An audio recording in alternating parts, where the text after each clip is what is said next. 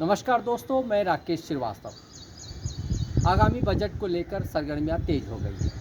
23 जुलाई को वित्त मंत्री निर्मला सीतारमण 7वीं बार बजट पेश करेगी। ये पहली वित्त मंत्री है जो देश में 7वीं बार बजट पेश कर रही होंगी। इससे पहले मोरारजी देसाई 6 बार बजट पेश किए। इस बजट के साथ कई तरह की चीज़ें शामिल हैं। देश में जिस तरह से महंगाई है, बेरोजगारी बढ़ गई है, कंपनियों को तमाम तरह की समस्याओं का सामना करना पड़ रहा है, उसे लेकर ये बजट काफ़ी महत्वपूर्ण है। हाल ही में देश में लोकसभा चुनाव हुए। चुनाव के बाद भारतीय जनता पार्टी भले बहुमत में नहीं आ पाई, लेकिन उन्होंने गठबंधन दलों के साथ मिलकर सरकार बनाई। सरकार बनाने के जस्ट बाद अब बजट पेश करने का मौका आया है। इस बजट को लेकर भी निश्चित रूप से लोकसभा में हंगामे के आसार हैं। जिस तरह से हाल के दिनों में देखा गया है कि राहुल गांधी सत्ता पक्ष पर हमलावर है, उसके बाद तो ये संभावना पूरी तरह से बन गई है कि संसद में इस नए बजट को लेकर भी हंगामे देखने को मिल सकते हैं। सवाल ये है कि वित्त मंत्री निर्मला सीतारमण के सामने आखिर क्या चुनौतियाँ हैं। सबसे बड़ी चुनौती है देश में जिस तरह से महंगाई बढ़ी है और जिस तरह से इसे लेकर देश भर में आक्रोश का माहौल है, लोगों के अंदर इसे लेकर गुस्सा है, उससे निपटना होगा।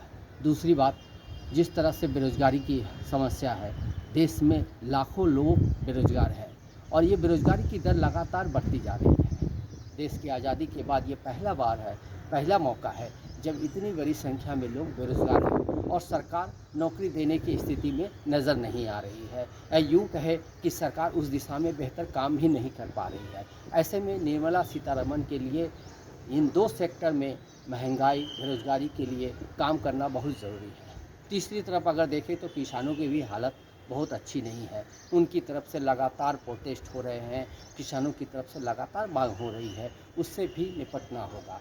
तो निर्मला सीतारमण के लिए ये बजट चुनौतियों भरा है, लेकिन इस बार के बजट में दूसरी बार की बजट की तुलना में कुछ अलग मामले हैं। जैसे कि ये सरकार गठबंधन की सरकार है, यानी दूसरे दलों पर निर्भर ये सरकार है। ऐसे में बजट बनाते समय निश्चित रूप से सरकार ने इस बात का ध्यान रखा होगा कि विपक्षी जो नेता है उनका इससे लेकर कोई ऐतराज़ न हो। निश्चित रूप से उनसे सलाह मशवरा भी की गई होगी और उनकी बातों को भी तवज्जो दिया गया होगा। इस बजट में हो सकता है कि कई सेक्टर में अलग तरह की घोषणाएं हो सकती है, उसमें कई तरह की बातें हो सकती है जो विपक्षी दल चाहते हैं, उनके साथ के गठबंधन के भी दल चाहते हैं, क्योंकि इस बार भारतीय जनता पार्टी खुद के दम पे सरकार में नहीं है, उन्हें गठबंधन के सहारे सरकार चलानी पड़ रही है।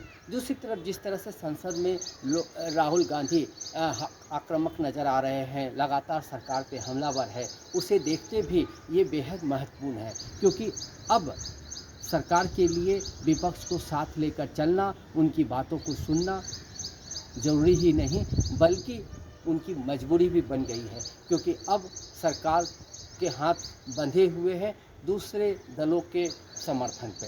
ऐसे में सवाल ये है कि निर्मला सीतारमण इस बजट को लेकर किस तरह से तैयारी की है और किस तरह से वो इसे पेश करती हैं, ये देखना बहुत महत्वपूर्ण होगा। लेकिन एक बात साफ है कि जिस तरह से महंगाई और बेरोजगारी बढ़ी है, पिछले 10 साल की एनडीए सरकार में इसे लेकर अगर बेहतर काम किया गया होता तो आज ये स्थिति नहीं होती। तो निर्मला सीतारमण के लिए समझ लीजिए कि दोनों तरफ से स्थिति खराब है। एक तो वो गठबंधन की सरकार की वित्त मंत्री है, दूसरी तरफ उनके सामने ये चुनौती है कि इस बजट को वो जब पेश करे तो ये लोगों को पसंद आए। तो इसलिए ज़रूरी है कि युवा हो, बुज़ुर्ग हो, किसान वर्ग हो, मजदूर वर्ग हो, नौकरी पेशा वर्ग हो, सब सेक्टर को साधा जाए और ज़रूरी घोषणाएं हो लेकिन उस पर अमल भी हो, ये बेहद ज़रूरी है। आज के लिए बस इतना ही। मैं राकेश श्रीवास्तव आपसे विदा चाहता हूँ।